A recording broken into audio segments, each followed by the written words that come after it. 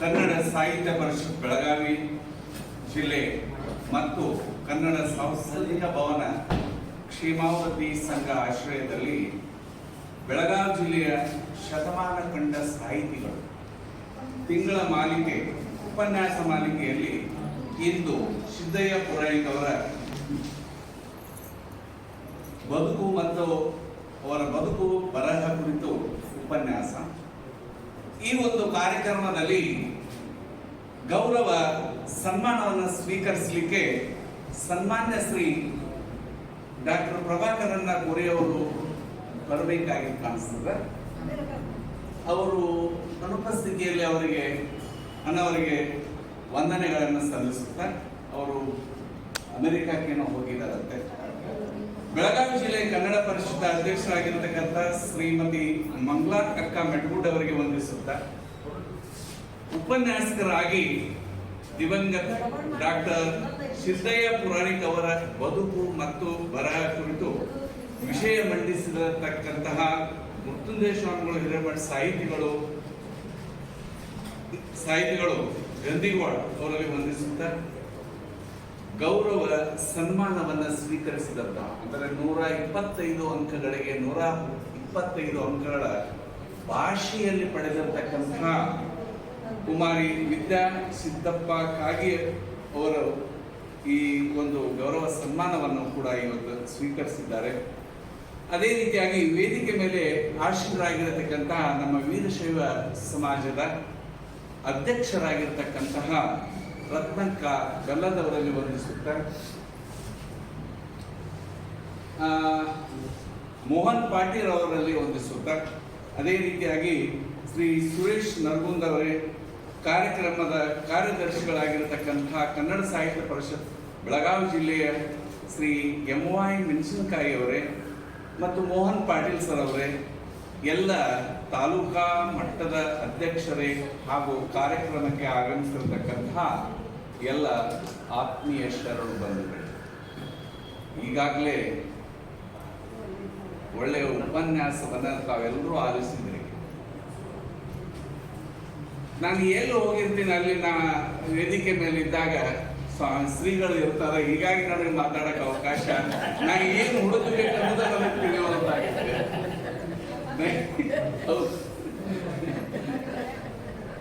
ಇರ್ಲಿ, ಅದು ಇದ್ದದ್ದನ್ನ ಉಳಿಸ್ಕೊಂಡು ಅದರಲ್ಲೇ ಹುಡುಕ್ಬೇಕಲ್ಲ.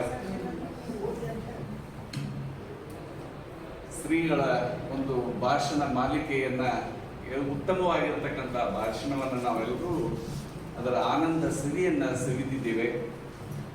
ಅಪಾರ ಸಾಹಿತ್ಯ ಸಂಪತ್ತನ್ನು ಹೊಂದಿರುವಂಥ ದೇಶ ನಮ್ಮದು. ನಮ್ಮ ದೇಶದ ಭವ್ಯ ಇತಿಹಾಸ, ಪರಂಪರೆ, ಕಲೆ, ಸಂಸ್ಕೃತಿ,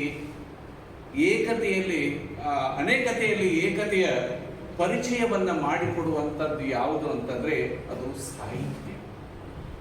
ಎಲ್ಲವನ್ನು ನಮಗೆ ಸವಿಸ್ತಾರವಾಗಿ ಗುಣಪಡಿಸುವಂತಹದ್ದು ಆ ಸಾಹಿತ್ಯ.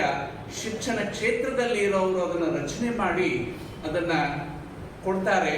ಆಮೇಲೆ ಸಾಹಿತ್ಯ ಮೂಲಕ ಎಲ್ಲ ಜಗತ್ತಿನ ಎಲ್ಲ ಅದು ಪರಿಚಯಿಸವಾಗ್ತಾ ಹೋಗುತ್ತೆ. ಆದ್ದರಿಂದ ನಾವು ಹೇಳ್ತೀವಿ, ಸಾಹಿತ್ಯ ಪದಗಳ ಆಡಂಬರವಲ್ಲ, ಹರಟೆಯ ಜಗರಿ ಕಟ್ಟೆಯಲ್ಲ, ಹೊತ್ತು ಕಳೆಯುವ ಸಾಧನವಲ್ಲ, ಇನ್ಯಾರನ್ನು ತಿವಿಯುವ ಈಟೆಯೂ ಅಲ್ಲ, ಯಾರನ್ನು ಮೆಚ್ಚಿಸುವಂತಹ ವಸ್ತು ಕೂಡ ಅಲ್ಲ. ಹಾಗಾದ್ರೆ ಏನು? ಮನಸ್ಸನ್ನು ಬೆಸೆಯುವ, ಉಲ್ಲಾಸಗೊಳಿಸುವಂತಹ ಪಾದರಸವಾಗಿರ್ತಕ್ಕಂಥದ್ದು ಯಾವುದಂದ್ರೆ ಅದು ಸಾಹಿತ್ಯ ಅಂತಕ್ಕಂಥ ಮಾತನ್ನ ಹೇಳ್ತಾರೆ. ಆದ್ಮೇಲೆ ತಮ್ಮೆಲ್ಲರಿಗೂ ಗೊತ್ತಿದ್ದ ಹಾಗೆ ಕನ್ನಡ ಭಾಷೆಗೆ 2500 ವರ್ಷಗಳ ಗಟ್ಟಿ ಪರಂಪರೆ ಇದೆ. ಕನ್ನಡ ಸಾಹಿತ್ಯಕ್ಕೆ 1500 ವರ್ಷಗಳ ಒಂದು ಇತಿಹಾಸ ಕೂಡ ಇದೆ. ಕನ್ನಡಿಗರು ಅಂದ ಕೂಡಲೇ ಅವರಲ್ಲಿ ಕನ್ನಡಾಭಿಮಾನ, ಆ ಜನರ ಬಗ್ಗೆ ನಮಗೆ ಅಭಿಮಾನ ಎಲ್ಲವೂ ತಾನಾಗಿ ಒಡಮೂಡಿ ಬರ್ತದೆ. ಕನ್ನಡ ಎನ್ನುವುದು ಇಂದು ನಿನ್ನೆಯದಲ್ಲ. ಕವಿಗಳು ಕವನ ಕಟ್ಟಿ ಹಾಡಿದ್ದಾರೆ, ರಾಜರು ರಾಜ ಕಟ್ಟಿ ಆಳಿದಂತಹ ನಾಡು ನಮ್ಮ ಜೀವನ ದೇವರು ಕೊಟ್ಟು ವರವಾಗಿರಬಹುದು, ವರವೆನಿಸಿದರೂ ಕೂಡ ಭಾಷೆ ತಾಯಿಯ ವರದಾನವಾಗಿದೆ. ನಮಗೆ ಜೀವ ಕೊಟ್ಟು ದೇವರು ಕೊಟ್ಟಿರಬಹುದು, ಆದರೆ ಭಾಷೆಯ ವರದಾನ ಯಾವುದು? ತಾಯಿಯದ್ದಾಗಿದೆ. ನಮಗೆ ಗೊತ್ತಿದೆ, ಲೋಹ ಚುಂಬಕ ಸಾಮಾನ್ಯವಾಗಿ ಕಬ್ಬಿಣವನ್ನ ಆಕರ್ಷಣೆ ಮಾಡುತ್ತೆ. ಆದ್ರೆ ಆ ಲೋಹ ಚುಂಬಕ ದೂರ ದೂರ ಸರಿದ ಹಾಗೆ ತನ್ನಲ್ಲಿರ್ತಕ್ಕಂಥ ಆಕರ್ಷಣ ಶಕ್ತಿಯನ್ನ ಕಳೆದುಕೊಳ್ಳುತ್ತದೆ. ಆದರೆ ಅದು ವಸ್ತುಗಳ ಹಿಡಿದುಕೊಳ್ಳುವಂತ ಸಾಮರ್ಥ್ಯವನ್ನು ಅದು ಕಳೆದುಕೊಳ್ಳುತ್ತದೆ. ಆದರೆ ಮಾತೃಭಾಷೆ ಆ ರೀತಿ ಅಲ್ಲ. ದೂರ ಹೋದಂತೆಲ್ಲ ಆ ಭಾಷೆ ಆಕರ್ಷಣೆಗೆ ಒಳಗಾಗ್ಪಡ್ತದೆ. ನಾವು ಯಾವುದೇ ಒಂದು ದೂರಿನ ಪ್ರವಾಸದಲ್ಲಿದ್ದಾಗ ಭಾಷೆಯ ಒಂದು ಆ ಸೊಗಡು ಬಂತು, ಮಾತು ಕೇಳಿದ ತಕ್ಷಣ ನಮ್ಮ ಕಿವಿಗಳು ಕಾಲುಗಳು ಆ ಕಡೆ ಓಡಬೇಕನ್ನಿಸ್ತದೆ. ನನಗೆ ಒಂದು ಅನುಭವ ಆಯಿತು. ಸಿಂಗಾಪುರದಲ್ಲಿ ಒಂದು ಜೂ ನೋಡ್ಲಿಕ್ಕೆ ಹೋದಂತ ಸಂದರ್ಭದಲ್ಲಿ ಕನ್ನಡ ಭಾಷೆಯನ್ನು ಮಾತಾಡೋದನ್ನು ಕೇಳಿದ ಕೂಡಲೇ ನೀವು ಯಾವ ಊರವರು ಅಂತ ಕೇಳಿದೆ. ಅವರು ಬೆಂಗಳೂರವರು ಅಂತ ಹೇಳಿ. ಅಂದ್ರೆ ಭಾಷೆ ಅಂತಕ್ಕಂತಹದ್ದು ಎಷ್ಟು ಆಕರ್ಷಣೆಗೆ ಒಳಪಟ್ಟಿರತಕ್ಕಂಥದ್ದು. ನಾವು ಎಷ್ಟು ದೂರ ಹೋಗ್ತೀವಿ ಅಷ್ಟು ಭಾಷೆ ನಮ್ಮನ್ನ ಆಕರ್ಷಿಸಿ ಮಂತ್ರಮುಗ್ಧನನ್ನಾಗಿ ಮಾಡಿಬಿಡ್ತದೆ. ಅದಕ್ಕಾಗಿ ನಾವು ಹೇಳ್ತೀವಿ, ತಾಯಿಯ ಎದೆಯ ಹಾಲಿನೊಂದಿಗೆ ಪಡೆದ ಬಂದ ಭಾಷೆ ಮನುಷ್ಯನ ಬದುಕಿನುದ್ದಕ್ಕೂ ಇರ್ತದೆ.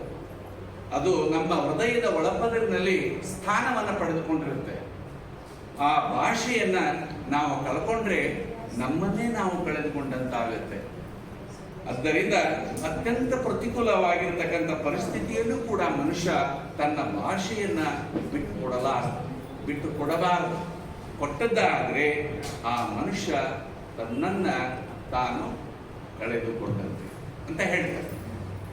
ಆದ್ದರಿಂದ ಕನ್ನಡ ಭಾಷೆ ನಾವು ಸಾಮಾನ್ಯವಾಗಿ ನವೆಂಬರ್ 1 ಬಂದಾಗ ಅದು ಬಹಳ ಯಶಸ್ವಿಯಾಗಿ ಕಾರ್ಯಕ್ರಮಗಳನ್ನ ಆಚರಣೆ ಮಾಡ್ತೀವಿ. ಕನ್ನಡ ಭಾಷೆ ಉಳಿವು ಪ್ರಶ್ನೆ ನಮ್ಮ ಕೈಯಲ್ಲೇ ಇದೆ. ಅದು ಸರ್ಕಾರದ ಕೈಯಲ್ಲೇ ಇಲ್ಲ.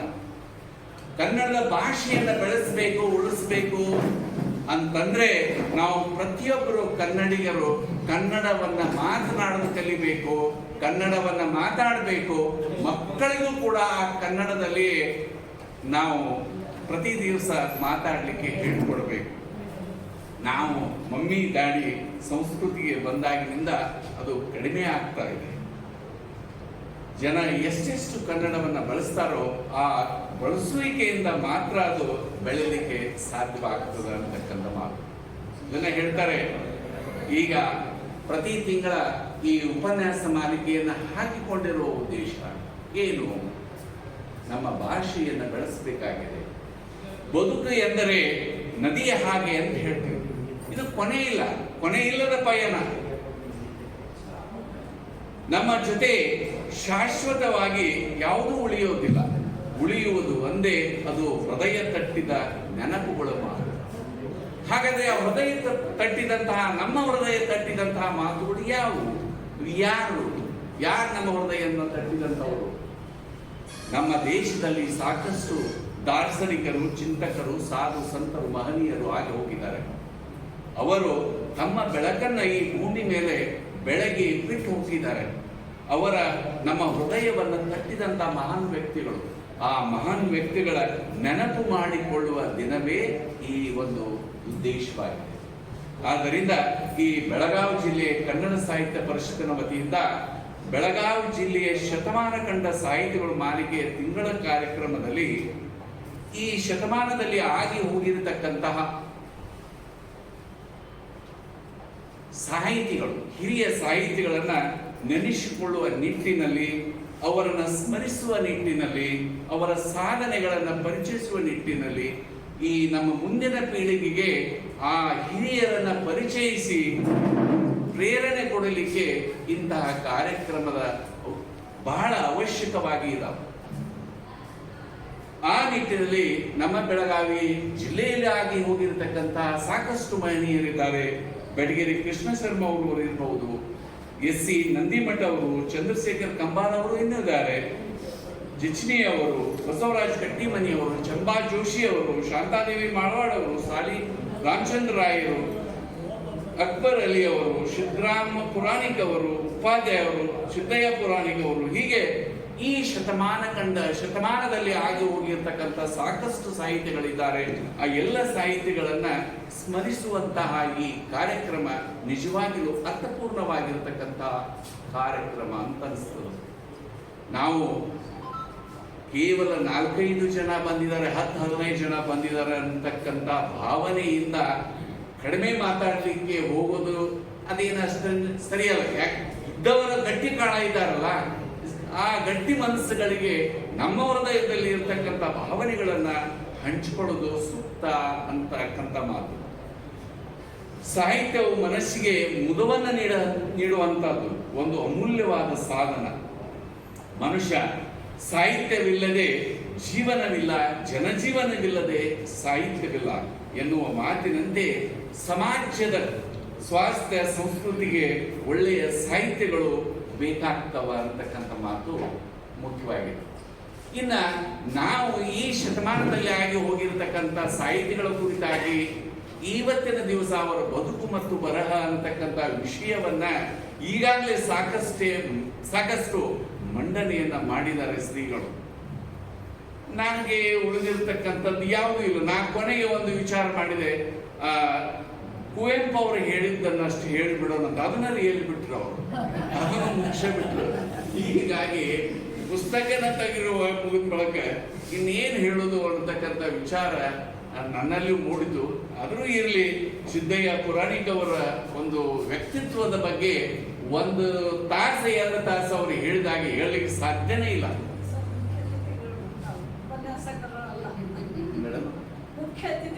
ಅದಕ್ಕಾಗಿ ನೋಡಿ, ಮತ್ತೊಂದು ಎಚ್ಚರಿಕೆ ನೋಟಿಸ್ ನನಗೆ ಬಂದಾಯ್ತು. ಏನು ಅಂತಂದ್ರೆ, ನಾನು ಉಪನ್ಯಾಸಕನಲ್ಲ, ಕಾಲೇಜ್ ಉಪನ್ಯಾಸಕನಿರಬಹುದು, ಅದು ಗಣಿತಶಾಸ್ತ್ರದ ಉಪನ್ಯಾಸಕ. ಆದ್ರೆ ಈ ವೇದಿಕೆಯಲ್ಲಿ ಅತಿಥಿಯಾಗಿರೋದ್ರಿಂದ ಮಿತವಾಗಿ ಹಿತವಾಗಿ ಮಾತನಾಡಿ ಅಂತ ಹೇಳಿ ಅಧ್ಯಕ್ಷರು ನನಗೆ ಕಿವಿ ನುಡಿಗಳನ್ನ ಹೇಳಿದ್ದಾರೆ. ಅದಕ್ಕಾಗಿ ಆದಷ್ಟು ಬೇಗನೆ ಮುಗಿಸ್ಬಿಡ್ತೀನಿ. 1 ಸಾಲಿನಲ್ಲಿ ಮುಗಿಸ್ಬೋದು, 1 ತಾಸಿನಲ್ಲಿ ಅವರು ಮುಗಿಸ್ಬೋದು. ಕವಿಯಾಗಿ ಅವ್ರ ಬಗ್ಗೆ ಅವ್ರ ಹುಟ್ಟು ಅದು ಇದು ಏನೂ ನಾನು ತಗೊಳ್ಳಿಕ್ಕೆ ಹೋಗೋದಿಲ್ಲ.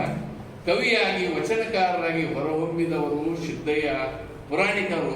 ದಕ್ಷತೆ, ಪ್ರಾಮಾಣಿಕತೆ ಜೊತೆಗೆ ಆಡಳಿತ ಹಾಗೂ ಸಾಹಿತ್ಯ 2 ದೋಣಿಯಲ್ಲಿ ಕಾಲಿಟ್ಟವರು. 2 ಸಮತೋಲನೆಯಿಂದ ನಿಭಾಯಿಸಿದವರು ಸಿದ್ದಯ್ಯ ಪುರಾಣಿಕರು. ಅದೇ ರೀತಿಯಾಗಿ ಸಿದ್ದಯ್ಯ ಪುರಾಣಿಕರು ವೃತ್ತಿಯಲ್ಲಿ ಅಧಿಕಾರಿಗಳಾಗಿದ್ದರು, ಪ್ರವೃತ್ತಿಯಲ್ಲಿ ಸಾಹಿತಿಗಳಾಗಿದ್ದರು ಅಂತಕ್ಕಂಥದ್ದು ಬಹಳ ಮುಖ್ಯ. ಹೈದರಾಬಾದ್, ಒಂದು ವಿಚಾರವನ್ನು ನಾನು ಹೇಳಿ ಮುಗಿಸ್ತಾ ಇದ್ದೀನಿ. ಹೈದರಾಬಾದ್ ಕರ್ನಾಟಕದಲ್ಲಿ ಕನ್ನಡ ಕಾಣೆಯಾಗುತ್ತಿದ್ದಂತಹ ಕಾಲದಲ್ಲಿ ಆಸರಿಯಾಗಿ ನಿಂತವರು, ಕನ್ನಡವನ್ನು ಪುನರುಜ್ಜೀವನಗೊಳಿಸಿದಂಥವರು ಅಂದ್ರೆ ಸಿದ್ದಯ್ಯ ಪುರಾಣಿಕರು. ಕನ್ನಡ ಸಂಘ ಸಂಸ್ಥೆಗಳಿಗೆ ಜೀವ ತುಂಬಿದವರು ಸಿದ್ದಯ್ಯ ಪುರಾಣಿಕ್ ಅವರಂತೆ. ಸರ್ಕಾರದ ಅಧಿಕಾರಿಯಾಗಿ ಸ್ವಚ್ಛ, ದಕ್ಷ ಮತ್ತು ಖ್ಯಾತ ಆಡಳಿತಗಾರರಾಗಿ ಹೆಸರು ಪಡೆದಂಥವರು ನಮ್ಮ ಸಿದ್ದಯ್ಯ ಪುರಾಣಿಕ್ ಅವರು. ಡಾಕ್ಟರ್ ಸಿದ್ದಯ್ಯ ಪುರಾಣಿಕ್ ಅವರು ಕಾವ್ಯಾನಂದ ಇನ್ನೆಲ್ಲ ಏನು ಬೇಡ, ಯಾಕಂದ್ರೆ ಅವರೆಲ್ಲ ಹೇಳಿದ್ದಾರೆ. ಆದ್ದರಿಂದ ಅದನ್ನ ನಾನು ಬಿಟ್ಬಿಡ್ತೀನಿ. ಅವರು 58ನೇ ಗುಲ್ಬರ್ಗಾದಲ್ಲಿ ನಡೆದಂತಹ 58ನೇ ಕನ್ನಡ ಸಾಹಿತ್ಯ ಸಮ್ಮೇಳನದ ಅಧ್ಯಕ್ಷರು ಆಗಿದ್ರು. ವಿಶ್ವವಿದ್ಯಾಲಯದಿಂದ ಡಾಕ್ಟರೇಟ್ ಪದವಿಯನ್ನು ಪಡೆದವಂಥವರು.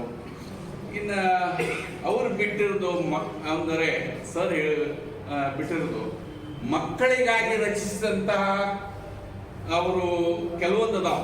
ಏನಪ್ಪಾ ಅಂತಂದ್ರೆ ತುಪ್ಪ ರೊಟ್ಟಿ, ಗೆ ಗೆ ಗೆ, ಗಿಲ್ ಗಿಲ್ ಗಿಲ್ಗಿಚ್ಚಿ, ತಿರುಗೆಲೆ ತಿರುಗಲೆ ತಿರುಗಲೆ ತಿರುಗಲೆ ತಿರುಗುಯ್ಯಾಲೆ ಅಂತ, ನ್ಯಾಯ ನಿರ್ಣಯ, ಮಕ್ಕಳ ಲೋಕ ಸಂಚಾರ, ಬಣ್ಣ ಬಣ್ಣದ ಓಕಳಿ, ಹೀಗೆ ಸಾಕಷ್ಟು ಕೃತಿಗಳನ್ನ ಅವರು ರಚಿಸಿ ನಮ್ಮ ಈ ಒಂದು ನಾಡ ಕಂಡಿರತಕ್ಕಂಥ ಅದ್ಭುತವಾಗಿ ಈ ಸಾಹಿತ್ಯ ಕ್ಷೇತ್ರದಲ್ಲಿಯೂ ಮತ್ತು ಆಡಳಿತದಲ್ಲಿಯೂ ಹೆಸರುವಾಸಿಯಾಗಿ ನಮಗೆ ಅವರ ನೆನಪನ್ನ ನಮ್ಮ ಹೃದಯದಲ್ಲಿ ಇಟ್ಟು ಹೋಗಿರ್ತಕ್ಕಂಥ ಮಹನೀಯ. ಅಂಥ ಮಹನೀಯರ ವಿಚಾರಧಾರೆಗಳನ್ನ ನಾವು ನಾಡಿನ ತುಂಬ ಹಬ್ಬಿಸುವುದು ನಮ್ಮ ಕೆಲಸವಾಗಿದೆ. ಆತ್ಮೀಯರೇ, ನನಗೆ ಇಷ್ಟೊತ್ತನ್ನು ಮಾತಾಡಲಿಕ್ಕೆ ಅವಕಾಶ ಕೊಟ್ಟ ತಮ್ಮೆಲ್ಲರಿಗೂ, ನನ್ನ ಮಾತುಗಳನ್ನು ಸಹಿಸಿಕೊಂಡ ಕುರಿತ ನಿಮ್ಮೆಲ್ಲರಿಗೂ ಮತ್ತೊಮ್ಮೆ ಧನ್ಯವಾದಗಳನ್ನು ತಿಳಿಸುವ ಮಾತುಗಳಿಗೆ ವಿರಾಮ ಹೇಳ್ತಾ ಇದ್ದೇನೆ.